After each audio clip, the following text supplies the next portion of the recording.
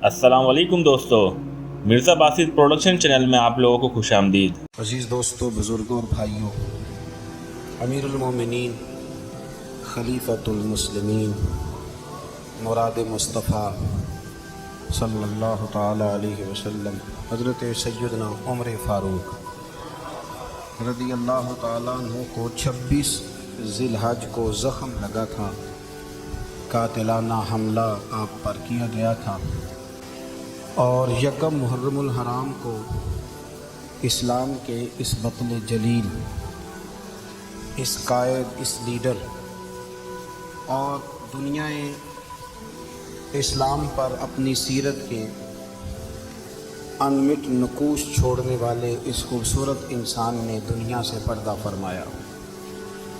حضرت عمر فاروق رضی اللہ تعالیٰ عنہ ان لوگوں میں سے ہیں جو ابن الوقت نہیں ہوتے، ابو الوقت ہوتے ہیں، جو وقت کے مطابق نہیں بدلتے بلکہ وقت کو اپنے مطابق بدل دیا کرتے ہیں۔ یہ وہ لوگ تھے کہ دین ان کا اڑنا بچھونا تھا، ان کا چلنا پھرنا دین تھا، ان کا ہنسنا اور رونا دین تھا۔ انہیں علم الیقین سے لے کر عین الیقین تک ایک خاص مقام اللہ نے عطا کر دیا تھا، تو بس پھر یہ سمجھ گئے تھے کہ دین ہی زندگی ہے، دین ہی روح ہے، اور دین ہی ہماری اصل ہے۔ نبی کریم صلی اللہ تعالیٰ علیہ وسلم نے فرمایا کہ میں نے خواب دیکھا ہے، کچھ لوگوں کو میں نے قمیضیں پہنے ہوئے دیکھا، کچھ کی قمیضیں ناف تک تھیں، کچھ کی پیٹ تک تھیں، اور کچھ کی گھٹنوں تک تھیں۔ عمر، میں نے تمہیں بھی دیکھا ہے، تمہاری قمیض تو پیروں سے ٹکرا رہی تھی۔ تو حضرت عمر کہنے لگے، حضور خواب کوئی دیکھتا ہے، تعبیر کوئی بتاتا ہے، پر یہاں کمال یہ ہے کہ خواب بھی آپ نے بتایا ہے، تعبیر بھی آپ ہی بتائیں گے۔ حضور پھر بتا دیں اس خواب کی تعبیر کیا ہے؟ تو حضور نے فرمایا تعبیر یہ ہے کہ کسی کا دین ناف تک، کسی کا گھٹنوں تک، کسی کا پیٹ تک، اور عمر تو سارا ہی دین میں لپٹا ہوا ہے، تو سارا ہی دیندار ہے، سارا ہی۔ حضرت عمر فاروق رضی اللہ تعالیٰ عنہ آئیڈیل ہیں، ایک ہیرو ہیں۔ ان کی زندگی کے درجنوں پہلو ہیں، ہر سال ہم ایک پہلو بیان کر دیتے ہیں، کبھی عدل و انصاف پہ بات کر لیتے ہیں، کبھی نظام حکومت پر۔ ان کی زندگی کا ایک پہلو آج بھی ہماری گفتگو کا عنوان رہے گا، پر حضرت عمر کا مرتبہ اور مقام یہ ہے کہ نبی کریم علیہ السلام نے فرمایا کہ جبریل امین 950 سال میرے عمر کی شان بیان کریں تو عمر کی شان ختم نہیں ہوتی۔ 950 سال اگر حضرت جبریل بھی بیان کرے تو یہ مقام ہے سیدنا فاروق اعظم۔ اللہ تبارک و تعالیٰ نے جس طرح سارے نبیوں میں شان حضور کو عطا فرمائی، اسی طرح تمام نبیوں کے حواریوں میں سب سے زیادہ شان حضور کے غلاموں کو عطا فرمائی۔ قرآن مجید میں اللہ کریم نے فرمایا، یا ایھا الذین آمنوا قوا انفسکم واہلیکم نارا، فرمایا اے ایمان والو، خود بھی جہنم کی آگ سے بچو اور اپنے گھر والوں کو بھی دوزخ کی آگ سے بچاؤ۔ خود بھی بچو اور اپنے گھر والوں کو بھی۔ ہماری ساری نصیحتیں باہر والوں کے لیے ہیں۔ باہر ہمیں بہت بڑا لیکچر بھی دینا پڑے تو چلتا ہے، بہت بڑی داستان سرائی بھی کرنی پڑے تو چلتی ہے۔ سٹیٹس اور معیار یہ ہے کہ سارا کچھ باہر والوں کے لیے، اور گھر کے وہ پھول جن کی آبیاری بھی ہم نے کرنی تھی، کو جڑی بوٹیاں اور گائیں تو وہ کاٹنی بھی ہم نے خود تھی، دھوپ اور چھاؤں کا خیال بھی ہم نے رکھنا تھا، وہاں ہماری نظر نہیں ہوتی۔ پڑوسی کے بچے کیا کر رہے ہیں یہ سارا پتہ ہوتا ہے، اور میرے گھر میں کیا گل کھل رہے ہیں اس کی مجھے خبر نہیں ہوتی۔ حضرت عمر فاروق نے جب یہ آیت نازل ہوئی تو فوراً عرض کیا، یا رسول اللہ صلی اللہ علیہ وسلم، اس کا کیا مطلب ہے کہ خود بھی دوزخ کی آگ سے بچو اور اپنے گھر والوں کو بھی بچاؤ؟ تو نبی کریم علیہ السلام نے فرمایا، عمر اس کا مطلب یہ ہے کہ جن چیزوں کا اللہ رسول تمہیں حکم دیتے ہیں تم اپنے گھر والوں کو ان چیزوں کا حکم دو، اور جن چیزوں سے اللہ رسول تمہیں منع کرتے ہیں تم اپنے گھر والوں کو بھی ان چیزوں سے منع کرو۔ حضرت عمر فاروق کی زندگی میں جو چیز آپ کو بہت زیادہ ملے گی نا، وہ یہ ہے کہ آپ نے جتنا کڑا احتساب محاسبہ باہر والوں کا کیا ہے نا، اس سے زیادہ بڑھ کے اپنا اور اپنے گھر والوں کا کیا ہے۔ یہ بڑا عجیب معاملہ ہے کہ ہم جتنے لوگ ہیں ہمارا معیار یہ ہے کہ سامنے والا غلط ہے اور میں ٹھیک، یعنی دوسرے کا بچہ گلی میں نظر آ جائے تو اس کی غلطیاں نکلنی شروع ہو جائیں گی، اور میرا بچہ سارا شہر گھوم آئے ایک ٹائر پہ موٹر سائیکل پہ، تو ہم کہتے ہیں کہ ابھی بچہ ہے، انشاءاللہ سیانا ہو جائے گا۔ اگر ابا جی آج تک سیانے نہیں ہوئے اس کو سمجھا لیں، پھر بیٹے کا سیانا ہونا تو ہو سکتا ہے کہ وہ 60-70 سال لگ ہی جائیں۔ گھر کے اندر جب تک توجہ نہیں ہوتی، اور سب سے پہلے جب تک اپنی ذات پر توجہ نہیں ہوتی، میں کہا کرتا ہوں کہ باہر لیکچر چلتا ہے، گھر میں عمل چلتا ہے۔ لیکچر باہر چلتا ہے، گھر کے اندر عمل چلے گا۔ باہر تو آپ نے کہہ دیا نماز پڑھا کرو، ختم ہو گئی بات، لیکن گھر میں بچے نماز تب پڑھیں گے جب ان کے والد نماز پڑھیں گے۔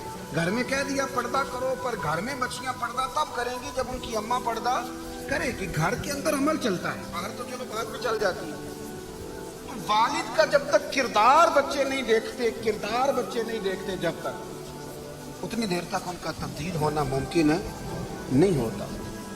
حضرت عمر فاروق رضی اللہ تعالیٰ عنہ نا باہر والوں کا بھی بڑا سخت حساب کرتے تھے۔ بڑا ایک گورنر صاحب نے لباس بڑا شاندار پہننا شروع کر دیا تھا، تو حضرت عمر نے اتروا کے نا تو انہیں ٹاٹ کا لباس پہنا کے تو اونٹ چرانے کی ڈیوٹی دے دی تھی۔ اتنا سخت احتساب کرتے۔ کسائی کی دکان پر بھی 1-2 گھنٹے کھڑے ہوتے تھے۔ جو آدمی مسلسل 2 دن گوشت خریدتا تھا نا، فرماتے تھے اس کا ٹیکس بڑھا دو، لوگوں کو دال نہیں مل رہی اور یہ روز گوشت کھاتا ہے۔ حضرت فاروق اعظم، اس کو جزیہ کہا جاتا تھا، یا کچھ اور معاملات ہوتے تو بڑھا دیتے تھے۔ مسلسل جو 2 دن آدمی گوشت کھاتا تھا، فرماتے تھے مدینے میں غربت ہے، اگر یہ والا نظام تم کرو گے تو غریب لوگ کس کی طرف دیکھیں گے۔ لیکن اس سے زیادہ بڑھ کر جو ان کی زندگی کا معیار اور سٹیٹس تھا وہ یہ تھا کہ اپنے گھر کا خاص خیال رکھتے، خاص توجہ کرتے۔ ملک شام سے اور ایران سے کچھ لوگ آپ کی خدمت میں آئے، تو وہاں سے کچھ کنیزیں بھی آئیں ان کے بادشاہ کا پیغام لے کے۔ شاہ ایران کی کنیز کو ملکہ نے کہا کہ نا حضرت عمر کی زوجہ کو دیکھ کے آنا ذرا کس طرح کی۔ ہمارے ملک میں کیا کہتے ہیں، خاتون اول، باقی سارے دونوں میں خاتون اول، ذرا خاتون اول کو دیکھ کے آنا۔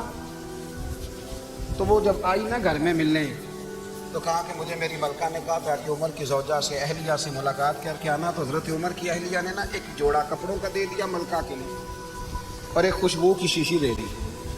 اب جب وہ تحفے وہاں گئے تو اس ملکہ نے نا کچھ سونے کا سامان بھیجا، کچھ زیورات بھیجے، کچھ تحائف بھیجے۔ جب حضرت عمر کے گھر آئے نا، وہ خادم لے کے آیا، اس نے کہا جی آپ کی اہلیہ نے تحفے بھیجے تھے۔ تو جواب میں شاہ ایران کی بیوی نے، یہاں جس ملک کا وہ سفیر تھا، انہوں نے بھی یہ بھیجے ہیں۔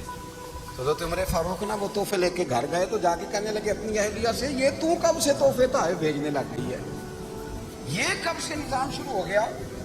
تو کہ حضور تحفہ دینا لینا تو ٹھیک ہے، سنت ہے، محبت بڑھتی ہے، تو یہ کوئی قباحت نہیں، اور میں نے اپنی ذاتی استعمال کے لیے جو چیزیں رکھی تھی وہ میں نے دی ہیں۔ تو حضرت عمر فاروق رضی اللہ تعالیٰ عنہ فرمانے لگے، ہم نے کسی ملک کے ساتھ اور اس کے بادشاہ کے ساتھ ذاتی تعلق نہیں بنانا، تعلق جو بھی بنے گا رسول اللہ کے دین کی برکت سے بنے گا۔ ذاتی رشتے نہیں ہم نے قائم کرنے، ذاتی۔ آپ کے ملک کی جو ایئر لائن جس کا ہر سال خسارے کا ڈنڈورا پیٹا جاتا ہے نا، وہ ہمارے بادشاہ صاحب اور صدر صاحب اگر غیر ملکیوں کو گھوڑا کبھی بھیجنا ہو نا، گھوڑا، تو پورا ایک جہاز گھوڑا لے کے تحفے میں جاتا ہے، پورا جہاز غریب قوم کا یہ سرمایہ، اور قوم بڑی بادشاہ ہے، لائنوں میں لگ کے ووٹ دیتی ہے۔ 2 کام ہمیشہ لائن میں لگ کے کرنے، ایک بل لائن میں لگ کے جمع کرانا ہے، اور ایک ووٹ لائن میں لگ کے، تاکہ پھر پورے 5 سال لائن میں ہی لگے رہیں۔ مرضی سے آپ ووٹ دینا، پر جو بات درست ہے اس کو سنو۔ حضرت عمر فاروق رضی اللہ تعالیٰ عنہ نے اپنی اہلیہ سے پوچھا کتنے کا تھا وہ تیرا جوڑا اور خوشبو کی شیشی؟ نے کہا 3 دینار کی۔ ورنہ یہ 3 دینار تیرے، اور باقی جو تحفے آئے ہیں وہ تو خود کہہ، چونکہ اس نے تیرے نام بھیجے ہیں، تو کہہ کہ میں مال غنیمت میں دیتی ہوں، تو کہہ میں مسلمانوں کو کہہ۔ تو زوجہ ہنس پڑی، کہنے لگی میں نام بھی کہوں تو مجھے کہنا تو پڑے گا ہی، کہنا تو میں نے ہے ہی، کیونکہ سامنے عمر فاروق ہے، لہذا فرمایا کہہ دیتی ہوں میں نے دیا خزانے کو۔ حضرت عمر نے جمع کرا لیا۔ میں یہ کیا بات ہے، میرے گھر والے جو مرضی کریں، ان کا معیار زندگی جس طرح کا مرضی ہو۔ اور حضرت عمر ایک جملہ کہا کرتے تھے، अल्लाह करे कि ये बातें इस दौरे हाजिर में हमारी समझ में आए। हज़रत उमर फारूक रज़ी अल्लाह ताला अन्हु अपने बच्चों को फरमाया करते थे कि बहुत आदमी को भूख लगी हो ना और फिर उसकी पसंद का खाना पका हो तो इतने शौक से वो उस खाने को देखता है ना, फरमाया इस तरह पूरी कौम अपने बादशाहों के खानदान को देखती है, इस तेजी के साथ देखते हैं कि इनके घर में क्या हो रहा है, इनका म्यारे जिंदगी क्या है, इनका स्टेटस क्या है। आप के बच्चे दोनों कारोबार के लिए मिस्र गए, एक बहुत बड़ा काफिला गया मदीने से मिस्र तिजारत के लिए। तो ये गए तिजारत के लिए, तो हज़रत अब्दुल्ला इब्न उमर, हज़रत उबैदुल्लाह इब्न उमर, हज़रत उमर के दोनों बेटे गए। जनाब उमर फारूक के बच्चे जब वहाँ पहुँचे तो मिस्र के गवर्नर ने ना लोगों को तारुफ कराया कि ये उमर फारूक के बेटे हैं। एक छोटी सी बात कर दूँ, ये चौधरी के बेटे को कौन बताता है कि तू चौधरी का बेटा है? बाहर वाले बताते हैं, घर वाले। और सेठ साहब के बेटे को कौन बताता है कि तू सेठ साहब का बेटा है? और मालिक को कौन बताता है कि तू मालिक का बेटा है और ये किराएदार है? ये कौन बताता है? ये सोच हम देते हैं बच्चों को। चौधरी और कम्मी की सोच, अमीर और गरीब की सोच, मालिक और किराएदार की सोच, घर के मालिक की और काम करने वाले की सोच, ये हम देते हैं। याद रखना, ये हम देते हैं, ये हमारा मिजाज है, ये बाहर से नहीं आता। तू कोई शहजादा है, तू सेठ है, तू नवाब है, ये सोच बाहर से नहीं आती। ये अम्मा सोच देती है, अम्मा, ये अब्बा सोच देता है। और फिर जब तबाही उतरती है तो उसके जिम्मेदार भी बाहर वाले नहीं होते, घर वाले होते हैं, घर वाले। हमारे बच्चों की तबीयतों पर ज्यादा नक्श बाहर वालों का नहीं होता, घर वालों का होता है, याद रखिएगा। हजरत उमर फारूक रज़ी अल्लाह, बच्चे हैं, शहजादे हैं, वो कारोबार करने गए और वहाँ बताया गवर्नर साहब ने कि ये फारूक आजम के बच्चे अमीरुल मोमिनीन के। लोगों ने उनसे ज्यादा माल खरीदा, तिजारत में ज्यादा नफा हुआ। जाहिर है कि वो आपके जो अल्लाह खैर करे हुक्मरान है, उनके कारोबार कितने मुल्कों में है, किस बुनियाद पर है? सिर्फ इस बुनियाद पर कि वो हुक्मरान रहे, उनके लिए आसान था बड़े लोगों से ताल्लुकात बनाना। हजरत उमर फारूक रज़ी अल्लाह ताला अन्हु के बच्चे ढेरों माल कमा के जब वापस आए ना, तो हजरत उमर से आके बच्चों ने बतौर मोहब्बत का, अब्बा जी अल्लाह ने बड़ा ही फजल किया है, बड़ा माल कमाया अल्हम्दुलिल्लाह, ये देखें कितना नवाजा है। तो हजरत उमर कहने लगे सारे काफिले ने इतना ही कमाया, सारे काफिले ने इतना ही कमाया? तो हुजूर नहीं, सारे काफिले ने इतना नहीं कमाया, सबको इतना नहीं मिला। वो तो वहाँ गवर्नर साहब ने लोगों को तारुफ कराया था कि ये उमर के बच्चे हैं, तो लोगों ने फिर हमसे बड़ा ही खरीदा। तो हज़रत उमर फरमाने लगे ठीक हो गया, मैं बात समझ गया, इस तरह करो, जो तुम्हारी असल ज़र थी ना, जो राज थी, वो रख लो और बाकी सारा माल माले खजाना में जमा करा दो। इसलिए कि ये तुमने तजारत नहीं की, ये तुमने अपने बाप का नाम बेचा है, ये तुमने अमीरुल मोमिनीन के बेटे होने का फायदा उठाया है। फरमाया ये तुम्हारा नहीं हक, ये मुसलमानों का है, इसलिए कि ये माल तुमने मेहनत से नहीं कमाया, ये बाप की कुर्सी का फायदा उठाया है। और फरमाया अगर तुमने माल जमा ना कराया तो मैं माल भी ले लूंगा जबरदस्ती और कोड़े भी मारूंगा, डबल सजा दूंगा। मर्जी से जमा कराओगे तो कोड़ों से बच जाओगे। बड़े बेटे ने तो जमा करा दिया, तो छोटा थोड़ा परेशान हुआ। तो हज़रत अब्दुल्लाह इब्न उमर छोटे भाई का माथा चूम के कहने लगे बेटे चुप करके जमा करा, यहाँ भी फख्र करके हम उमर के बेटे हैं और कयामत में भी फख्र करेंगे कि हम फारूक आजम के बेटे हैं। यहाँ भी नाज करेंगे और वहाँ भी नाज करेंगे कि उमर के बच्चे हैं। हमारे बाप ने खुद भी हलाल ही खाया है और जब हमारी कमाने की बारी आई है तो हमें हुक्म भी हलाल खाने का दिया। भाई हमारा मिजाज है। बच्चा जब लेके आता है 2 लाख रुपया तो कभी पूछा कहाँ से आया? जब वो पहले दिन गलत दोस्तों के पास जाके बैठता है तो कभी निकाला घर से उसे। ये बहुत सारे खमियाजे हमें इसलिए भुगतने पड़ते हैं कि हम इब्तदा में सुराख बंद नहीं करते। जब उसमें शिगाब पड़ जाता है, सैलाब आता है, तो हमें होश आती है। हजरत उमर ने अपने घर में निगरानी रखी, कड़ी निगरानी। ज्यादा नमाज घर में पढ़ते थे हजरत उमर, नफली नमाजें ज्यादा क्यों भला?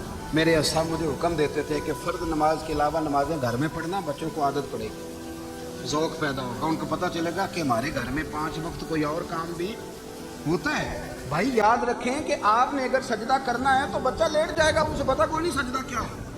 लेकिन जब घर में कभी कुरान अब्बा जी खोल नहीं ना, मैं अक्सर कहता हूँ जब अब्बा जी का मूड बन जाता लेक्चर देने का, वो घर में शुरू हो जाते हैं, कहते हैं आप लोग नमाज नहीं पढ़ते इसलिए मेरे कारोबार में बरकत कोई नहीं, तुम सवेरे कुरान पाक नहीं खोलते तो मैं तबाह हो गया। तो मियाँ आपने कब घर में कुरान पाक खोला था? आपने कब नमाज पढ़ी? आपने कब घर के अंदर अल्लाह रसूल का जिक्र किया था? आपने कब हदीस छेड़ी? آپ نے بھی تو گھر کے اندر جب بھی آپ آئے ہیں تو آپ نے وہی کچھ کیا جو دنیا دار کرتے ہیں. آپ بھی تو اپنا موبائل لے کے الگ کونے میں بیٹھ گئے. آپ نے بھی تو کہا ہے کہ اب تمہارے چینل ختم, اب میری مرضی والا چلے گا.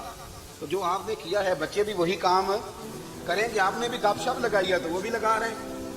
یہ سمجھ لیں, جو کام آپ کریں گے آپ اپنے بچوں کی سیرت میں اس کا جلوہ دیکھ لیں گے. بڑی پکی سی بات ہے کہ آپ کو بچے کی عادتیں دیکھ کے سمجھ آ جائے گی کہ میں بھی یہی کرتا تھا. اور یہ بھی حضرت عمر فاروق رضی اللہ تعالیٰ عنہ وصال فرما گئے تو آپ کے وصال کے بعد حضرت عثمان غنی رضی اللہ تعالیٰ عنہ نے آپ کی ایک بیوہ سے نکاح کیا. حضرت عمر کی ایک بیوہ سے جب وہ آپ کے نکاح میں آئی تو کہنے لگی حضرت عثمان غنی سے کہ حضور نہ تو میں خوبصورت ہوں اور نہ میں جوان ہوں, نہ آپ کی کوئی خدمت کر سکتی ہوں, میرے سے نکاح کرنا سمجھ میں نہیں آیا. کیا شاندار جواب دیا حضرت عثمان غنی نے, کیا خوبصورت جواب دیا. فرمانے لگے میں نے اس لیے نکاح نہیں کیا کہ مجھے تمہارے حسن سے دلچسپی تھی یا تمہاری خدمت کی ضرورت تھی. میں نے تو اس لیے نکاح کیا ہے کہ مجھے بتاؤ عمر فاروق گھر کے اندر اپنے رب کی عبادت کس طرح کرتے, وہ قرآن پاک کس طرح پڑھتے, وہ رویا کیسے کرتے تھے, استغفار کا طریقہ کیا, کس وقت کس انداز میں وہ اپنے رب کو یاد کرتے تھے. اس لیے کہ عمر کئی دفعہ گھر سے آتا تھا تو میں اس کے چہرے پر نور دیکھا کرتا, میں روشنی دیکھتا تھا, ایک معیار دیکھتا تھا. نکاح اس لیے کیا ہے کہ مجھے عمر کی جو گھر کے اندر کی عبادت ہے اس سے آگاہ کرو, تاکہ عثمان غنی بھی چاہتے ہیں اس طرح کے عمل کرو جس طرح کی عمر فاروق کر کے گئے. بھائی جب تک ہم اپنے گھر میں وہ توجہ نہیں دیں گے, وہ مزاج دیکھیں نا, ہمارے گھروں میں جب نقشہ پاس ہوتا ہے تو ٹی وی لان بھی اس میں ہوتا ہے, ڈرائنگ روم بھی ہوتا ہے, نماز کی جگہ بھی ہوتی ہے نقشے میں. صحابہ جب گھر بناتے تھے تو ایک مسجد بیت کا نقشہ پاس کرتے تھے, ذہن میں رکھتے تھے کہ یہ کونا نماز کے لیے, وہاں جوتے لے کے کوئی نہیں جائے گا, وہاں نماز پڑھی جاتی تھی, عورتیں وہاں اعتکاف کرتی تھیں. ٹی وی لان تو آ گیا ہے اور گھر کے اندر ٹی وی رکھنے کے لیے تو ایک کمرہ الگ سے بنا دیا گیا ہے. اور اب جو نئے نقشے پاس ہو رہے ہیں اس کے اندر گھروں کے اندر جگہ بنائی گئی ہے جہاں کمپیوٹر رکھے جائیں گے, اور بچوں کے لیے وائرنگ ہوگی نیچے تاکہ انہیں کوئی مشکل درپیش نہ ہو.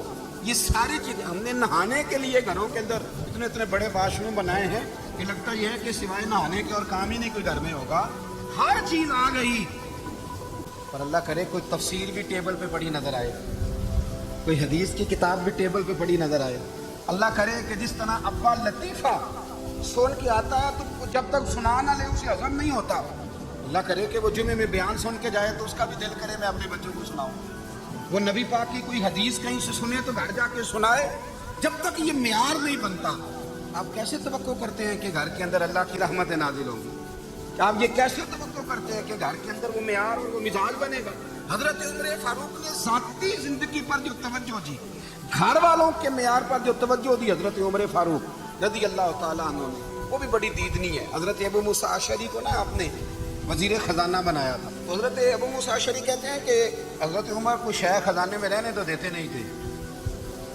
ایک دن میں صفائی کر رہا تھا اس کمرے کی جس میں خزانہ رہتا تھا. ہمارے تو ملک میں جو جاتا ہے وہ صفائی کر کے ہی جاتا ہے, اللہ خیر کرے. اور خیر معیار بدلتا ہے. جو پچھلی حکومت ہوتی ہے وہ قرضہ اٹھاتی ہے, وہ باہر سے جاتی ہے تو قرضہ لے کے آتی ہے, اور جو نہیں آتی ہے وہ کہتی ہے ہمیں پیکج مل گیا ہے, وہ قرضہ نہیں اٹھاتی. ان کو کیا ملتا ہے؟ یعنی پچھلی نے قرضہ لیا تھا اور ہم نے, واہ جی واہ کیا خوبصورت انداز ہے, اس کا نام بدل کے نا انہوں نے قرضہ لیا تھا اور ہم نے, میں کہا بڑے شاندار سیانے بندے ہو گئے. حضرت سیدنا ابو موسیٰ اشعری کہتے ہیں کہ میں نے نا مال غنیمت کی صفائی کی تو ایک دینار مجھے نا کہیں پڑا ہوا مل گیا. تو فرماتے ہمیں اجازت ہوتی تھی کہ ایک آدھ دینار ہم اپنی مرضی سے کہیں خرچ کر سکتے تھے. اگر آپ ناراض نہ ہوں تو ہمارے ہاں جب چیئرمین صاحب ناظم صاحب ٹھیکے دیتے ہیں تو ٹھیکیدار ان کا چھوٹا بھائی ہوتا ہے یا چچا کا بیٹا ہوتا ہے یا خالہ کا بیٹا ہوتا ہے. وہ خود ناظم ہوتے ہیں اور ان کا چھوٹا بھائی ٹھیکیدار ہوتا ہے. یعنی وہ نا سارا کچھ گھر کے اندر ہی رہتا ہے, گھر کے اندر ایک پیسہ دیتا ہے دوسرا واپس اس کو واپس کر دیتا ہے, گھر کے اندر ہی. اب تو خیر ہمارے لوگ سمجھدار ہو گئے, ایک بندہ ایک سیاسی جماعت میں ہوتا ہے, دوسرا دوسرے میں, اور تیسرا جس کی بھی حکومت ہے یہ حکومت تو ہماری رہے گی نا, ایک بندہ تو ہے نا اس جماعت. یہ اچھا لوگوں نے ایک طریقہ نکالا. تو حضرت عمر کے بیٹا گزر رہا تھا تو حضرت ابو موسیٰ اشعری کہتے ہیں میں نے صفائی کی تو ایک دینار نکلا. तो मैंने वो 1 दिनार ना हज़रत उमर के बेटे को दे दिया। मैंने कहा लो बेटा अपने चचा की तरफ से तोहफा। और घर जाके उन्होंने हज़रत उमर को बताया कि चचा ने पैसे दिए हैं। छोटे बच्चे थे।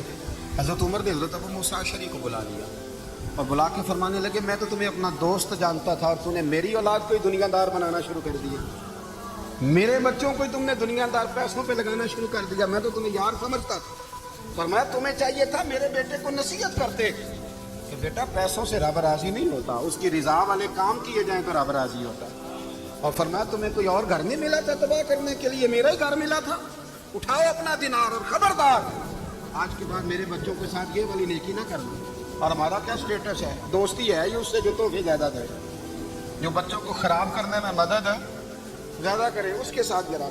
हज़रत उमर ने घर पे और सबसे बढ़कर अपनी ज़ात पे तवज्जो की। हज़रत अबू मालिक रज़ी अल्लाह तआला अन्हु कहते हैं मैं उमर के पीछे पीछे एक बाग में गया, अक्सर उस बाग में जाया करते थे। और उमर जाके ना तो दरख्त के नीचे बैठ गए और फरमाने लगे ओ अमीरुल मोमिनीन अल्लाह से डर जा, वरना जिस रब ने हुकूमत दी है वो अजाब भी बड़ा देगा। डर जा रब से।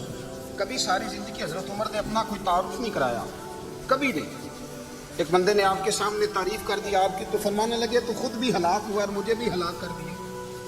क्या ज़रूरत पड़ी है मेरी तारीफ़ें करने की, इतनी देर मेरी तारीफ में लगाई। अल्लाह का जिक्र करता रब तुझे सवाब देता, हुजूर पे दुरूद पढ़ता तो रब तेरे ऊपर रहमतें नाजिल करता। इस चक्कर में आज जितना अच्छी कोई खुशामद करे उतनी अच्छी वजारत मिलती है, जितनी अच्छी उसको जो है वो चापलूसी करनी आया दर्जा भी उसे उतना ही अच्छा मिलता है। हज़रत उमर फारूक रज़ी अल्लाह तआला अन्हु आपके बेटे कहते हैं साहिब फतूह शाम ने निकला, आपके साहबजादे कहते हैं मैं निकला तो मेरे अब्बा जी ना अपनी पुश्त पर मशकीज़ा रख के कुएं से पानी भर के आ रहे। मैं दौड़ के आगे जब मैंने कहा अब्बा जी मुझे दे दे। फरमाने लगे बेटा तेरा क्या ख्याल है, कोई और नहीं था मशकीज़ा भर के लाने के लिए, तेरा क्या ख्याल है।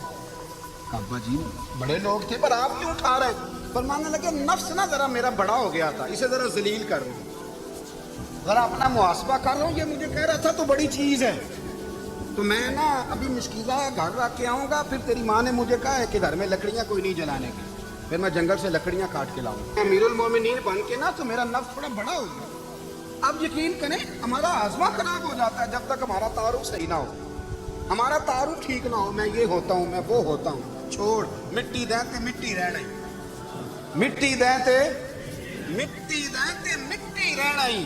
ਐਵੇਂ ਕਾਦੀ ਬੱਲੇ ਬੱਲੇ ਅੱਜ ਮਿੱਟੀ ਦੇ ਉੱਤੇ ਬੰਦਿਆ ਤੇ ਕੱਲ ਮਿੱਟੀ ਦੇ ਥੱਲੇ, मिट्टी दें ते मिट्टी रहना है कादी बल्ले। मुझे पूछ लो, मुझे जान लो, मेरा नाम ले लो, मैं भी आया हूँ, मैं भी होता हूँ, मेरा भी ये तज़किरा है। जिसको अपना तारुफ कराना पड़ गया उससे भी ज्यादा कमजोर कोई है, फोटो में दिखाता फिरता है फलाने के साथ फोटो फलाने, तो कमजोर बंदे ये काम। हजरत उमर फारूक है, अल्लाह अकबर, हजरत उमर जैसा बंदा 24 लाख मुरब्बा मील का हुक्मरान और शाह रूम को खत लिख के कहता है मैं मिन्नत नहीं करता, मैं हुक्म देता हूँ। ना तगड़ा बंदा। जंगे कादसिया के लिए हजरत साद बिन नबी वकास को भेजा, फतह शाम पढ़ के देखें। हजरत उमर बड़े परेशान है, इतने दिन हो गए कोई रिपोर्ट ही नहीं आई। अब तो मोबाइल है ना, तो एक एक मिनट की रिपोर्ट लें आप, बल्कि आप एक एक मिनट की फोटो लें, आप रिपोर्ट तो दूर रह गई। हजरत उमर फारूक रज़ी अल्लाह तआला अन्हु बड़े परेशान है कि कादसिया में हजरत साद बिन नबी वकास के साथ लोग जिहाद करने गए, रिपोर्ट कोई नहीं आ रही। इतने परेशान थे कि बाहर निकल के ना उस रास्ते पे बैठ जाते जो रास्ता कादसिया की तरफ से आता था। जो भी आता जाता पूछते जंग के क्या हालात है। उधर जब अल्लाह ने फतह दे दी ना, तो हजरत साद बिन नबी वकास रज़ी अल्लाह तआला अन्हु ने एक कासिद को खत दे के भेजा, कहने लगे उमर के पास जाओ, उन्हें इत्तला दो कि अल्हम्दुलिल्लाह अल्लाह ने इस्लाम को फतह अता कर दी। ये हजरत उमर को जाके देना, वो बड़े परेशान होंगे। वो जो उस जमाने में इस तरह होता था कि कई दूर दूर से सहाबा जो दूसरे शहरों के मुल्कों के रहने वाले होते थे वो भी आके शामिल हो जाते थे जिहाद में। कोई एक दफ़ा मदीने आया, कोई 2 दफ़ा आया, फिर अपने अपने इलाकों में। बहुत सारे लोगों ने ज़्यादा दफ़ा हजरत उमर को देखा भी नहीं था। वो जो कासद खत लेके आया था ना, उसने एक आध दफ़ा देखा था, हजरत उमर बूढ़े हो गए, वो पहचानता नहीं था। उधर से वो खत लेके आ गया। हजरत उमर मदीने से बाहर निकल के उस रोड में बैठे थे जो कादसिया से आता था। जब उस आदमी को आते देखा तो हजरत उमर उठ के खड़े हो गए, फरमाने लगे कादसिया से आ रहे हो? वो क्या कहता है? फटे पुराने कपड़े, टूटे हुए जूते, सर पे पुरानी पगड़ी। कहने लगे गुलाम मदीने के रहने वाले हो? हजरत उमर कहने लगे हाँ मदीने का हूँ। کہا میں قادسیہ سے آیا ہوں، الحمدللہ اللہ نے اسلام کو فتح دے دی ہے، الحمدللہ کفر کی کمر ٹوٹ گئی ہے۔ اس نے یہ بات کر کے تو گھوڑے کو ایڑی لگائی، گھوڑا دوڑنے لگا مدینے کے، حضرت عمر بھی ساتھ ساتھ دوڑ رہے ہیں۔ فرمانے لگے اچھا بتاؤ خالد بن ولید کا کیا حال ہے؟ تھوڑا آگے جا کے فرمانے لگے اسامہ بن زید کیسے ہے؟ وہ کہتے ٹھیک ہے۔ پھر اس نے اور گھوڑا، عمر ساتھ ساتھ دوڑ رہے ہیں، ساتھ ساتھ 24 لاکھ مربع میل کا حکمران، ایک جوتا پیر سے نکل گیا، عمر دوڑ رہے ہیں۔ آگے جا کے پوچھتے ہیں سعد بن ابی وقاص کا کیا حال ہے؟ کہ حضور وہ بھی ٹھیک ہے۔ کتنے لوگ میرے شہید ہو گئے مسلمانوں میں سے؟ کہنے لگا صحیح گنتی کا نہیں پتا، یہ لفظ ادا ہوتے ہوتے مدینے کی سرحد آ گئی۔ لوگوں نے عمر کو گھوڑے کے ساتھ دوڑتے دیکھا تو کہا امیر المومنین کیوں دوڑ رہے ہیں؟ وہ غلام چھلانگ لگا کے نیچے آیا، قدموں میں بیٹھ گیا، کہنے لگا حضور آپ نے بتایا ہی نہیں آپ امیر المومنین ہیں۔ آپ فرمانے لگے کیا بتاتا، میں تو اونٹ چلانے والے کا پتر ہوں، کیا بتاتا؟ وہ عمر ہوں جس نے اپنے گناہوں کا حساب دینا ہے، کیا بتاتا؟ جو سعد بن ابی وقاص کو جہاد پہ بھیج کے خود بزدلوں کی طرح گھر میں بیٹھا ہے، کیا بتاتا؟ کوئی حیثیت نہیں، کوئی تاب، تو نے اچھا کیا، وہ تو مجاہد تھا، مجھے ساتھ ساتھ دوڑایا، تو نے اچھا کیا۔ جتنے لوگ تھے چیخیں مار کے رونے لگے۔ حضرت فاروق اعظم سے کہنے لگے عمر جب تک تیرے جلوے رہیں گے اللہ کامیابیاں ہی عطا فرمائے گا، جب تک تیرا رنگ رہے گا اللہ تعالیٰ نوازتا ہی رہے گا۔ کچھ نہیں کبھی اپنا آپ ظاہر ہی نہیں کیا۔ بہت بڑے تھے، بہت بڑے تھے حضرت عمر، بڑے تھے۔ حضرت ابو رافع غلام تھے، قرآن پاک بڑا سونا پڑھتے تھے۔ حضرت عمر جب بھی انہیں ملتے کہتے ابو رافع تو عمر سے اچھا ہے، قرآن بڑا شاندار پڑھتا ہے۔ تو وہ کہتے حضور اگر میں قرآن صحیح پڑھتا ہوں تو آپ کو قرآن کی تشریح زیادہ صحیح آتی، آپ بھی تو مجھ سے افضل ہے۔ تو آپ فرماتے نہیں پھر بھی تو مجھ سے افضل ہے۔ کیوں؟ اس لیے کہ تو اپنے آقا کی نوکری بھی ٹھیک کرتا ہے اور رب کی عبادت بھی ٹھیک کرتا ہے، اور مجھے خالی صرف عبادت کرنی ہوتی ہے وہ بھی ٹھیک نہیں کر پاتا۔ ساری زندگی اپنا محاسبہ، ساری زندگی اپنے گریبان میں دیکھا، ساری زندگی اپنے آپ کو پرکھا، اپنے آپ کو ٹٹولا، بس 60 سال عمر بیت گئی۔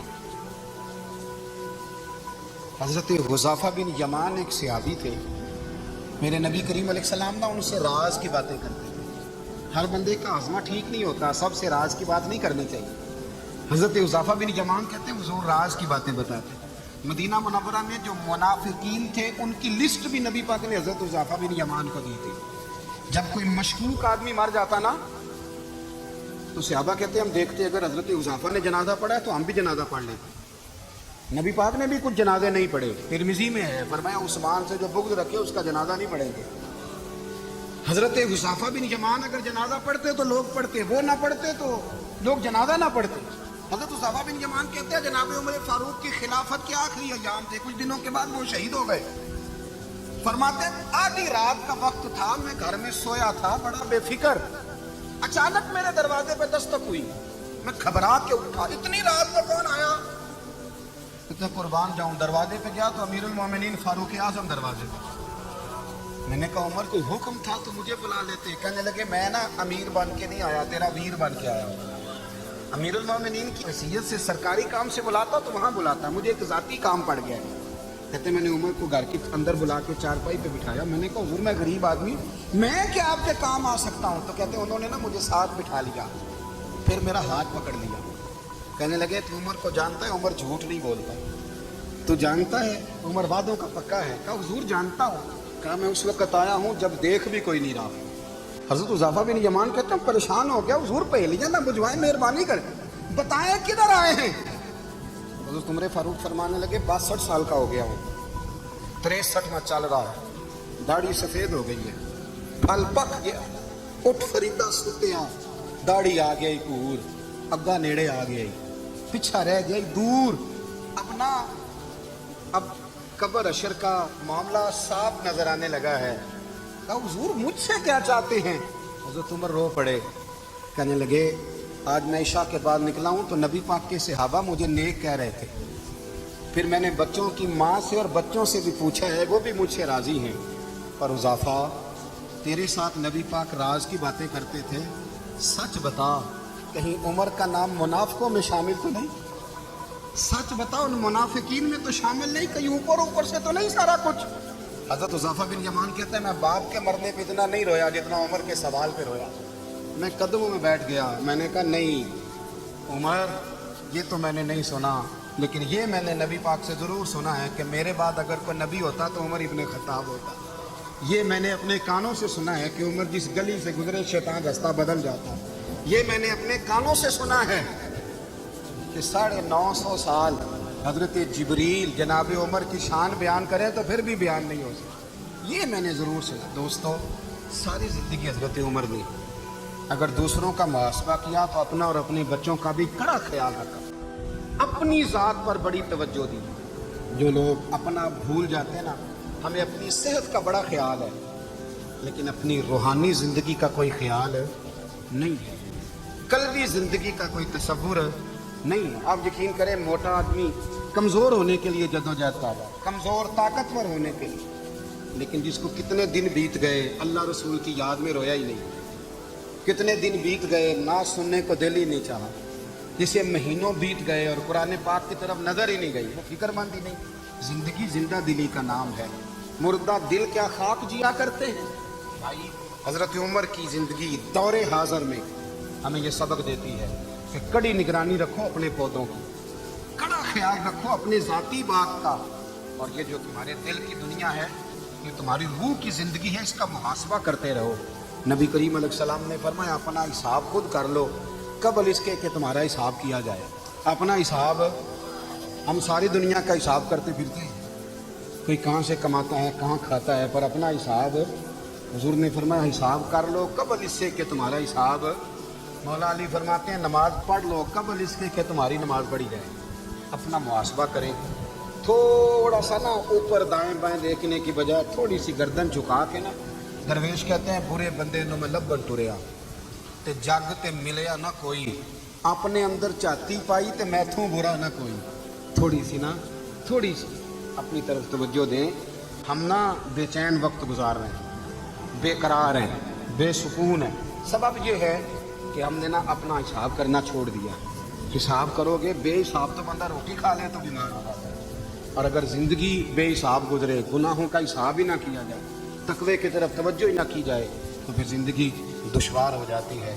हमेशा मिदहत खैरुल अनाम में गुजरे।